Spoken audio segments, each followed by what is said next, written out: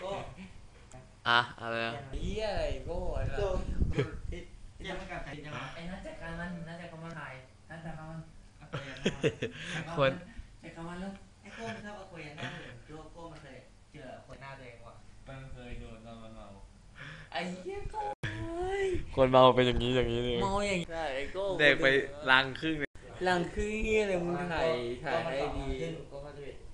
ล้างครึ่งเหรอ กูมาปวด กูแดกนมไม่เห็นเมาเลย นมเฮียนมเมียมึงดี แล้วมึงเมาปะ เมาเฮียแต่คนอย่างกูเมา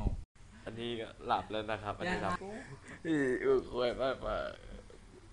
โก้จะถ่ายโก้จะถ่าย บอกแล้วอย่าเก่งกับเบียร์กับเหล้า กูไม่ค่อยไว้ใจมึง ไม่มีใครเอาชนะเบียร์กับเหล้าได้หรอกมึงจะกินกี่ขวด โก้แล้วก็กูโกรธมึงยันไอ้เฮียบวชอ่ะไอ้เว้ย ไอ้เหี้ยเอ็มไม่มีวันบวชหรอก ส่งไปที่บ้านไหมเนี่ย ไอ้เหี้ยเอ็มเป็นตุ๊ด เ